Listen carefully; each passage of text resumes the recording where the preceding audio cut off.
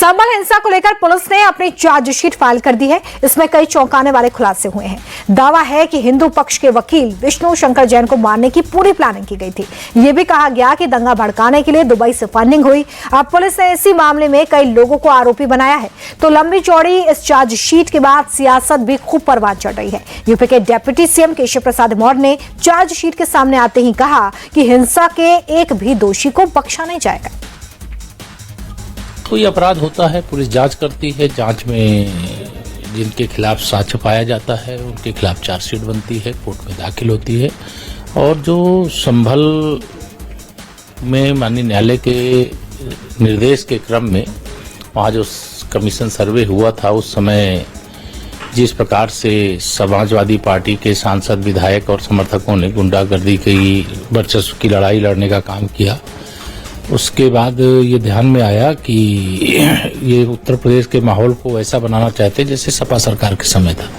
तो यह स्पष्ट है कि कानून व्यवस्था हमारी सरकार की प्राथमिकता है और संभल के जो भी अपराधी हैं जांच करके उनके खिलाफ चार्जशीट हुई है और पैरवी की जाएगी कि उनको कठोर से कठोर कानून के आधार पर सजा मिले।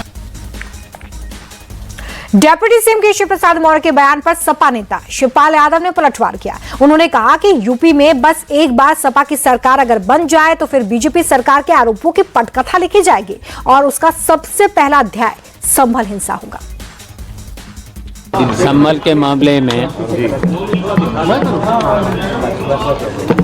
जब समाजवादी पार्टी की सरकार हम लोग बनाएंगे तब अत्याचार की एक पटकथा लिखी जाएगी, तो उसमें संभल फिर सबसे ऊपर होगा।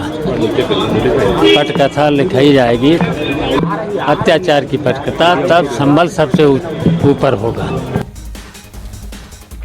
यूपी के बाद अब बात दिल्ली की करते हैं, जहां पर खूब सियासत हो रही है। दिल्ली में बीजेपी की सरकार बन गई है। विपक्ष चुन चुन कर निशाना साधने में जुटा है। रेखा गुप्ता की पहली कैबिनेट बैठक कल हुई, जिसमें बीजेपी सरकार ने कई महत्वपूर्ण फैसले लिए। हर महिला के लिए 2,500 रुपए वादे को लेकर कुछ क्लियर नहीं किया गया इस कैबिनेट बैठक में, जिसे लेकर अब पूर्व मुख्यमंत्री आतिशी ने दिल्ली सरकार को घेरा है। मोदी जी की गारंटी होती तो पहली कैबिनेट की बैठक में 2,500 रुपए महिलाओं को देने की स्कीम पारित होती। अगर जेपी नड्डा जी की बात सच्ची होती तो कल शाम 7 बजे हुई पहली कैबिनेट की बैठक में महिला समृद्धि योजना, हर महिला को 2,500 रुपए प्रति माह देने की योजना पहली कैबिनेट में पास होती। लेकिन रेखा गुप्ता जी ने मुख्यमंत्री बनते पहले ही दिन प्रधानमंत्री नरेंद्र मोदी जी को झूठा साबित कर दिया। आतिशी की बातें आप सुन रहे थे। आतिशी फुल फॉर्म में दिखी तो सीएम रेखा गुप्ता ने भी अपना जवाब दिया। उन्होंने पूर्व मुख्यमंत्री आतिशी के हमले का जवाब देते हुए कहा कि पिछले 13 साल में आप सरकार ने दिल्ली को सिर्फ लूटने का काम किया है और हमें पता है कि अच्छी सरकार कैसे चलानी है। कृपया हमें अपनी एडवाइस ना दें। सुनिए क्या कुछ कहा। देखिए, मैं पूछना चाहती हूँ, 15 साल कांग्रेस का राज रहा, 13 साल आम आदमी पार्टी ने राज किया। अपना कार्यकाल देखने हमें एक दिन में प्रश्न उठाने वाले ये कौन लोग हैं? और देखिए, चुनाव दिल्ली में निपट गया है। आने वाले दिनों में बिहार में सियासी मेला जमेगा, लेकिन राहुल की नजर अभी भी यूपी पर है। कांग्रेस नेता राहुल गांधी रायबरेली के दौरे पर हैं, जहां उन्होंने यूपी की पूर्व मुख्यमंत्री और बीएसपी सुप्रीमो मायावती को एक ऑफर दिया। ये ऑफर क्या है, आप खुद ही सुनिए। हम चाहते थे कि बहन जी बीजेपी के विरोध में हमारे साथ लड़े, मगर मायावती जी किसी न किसी कारण नहीं लड़ी। तो ये भी मतलब हमें तो काफी दुख लगा, क्योंकि अगर तीनों पार्टियां एक साथ हो जाती तो बीजेपी कभी नहीं जीत सकती।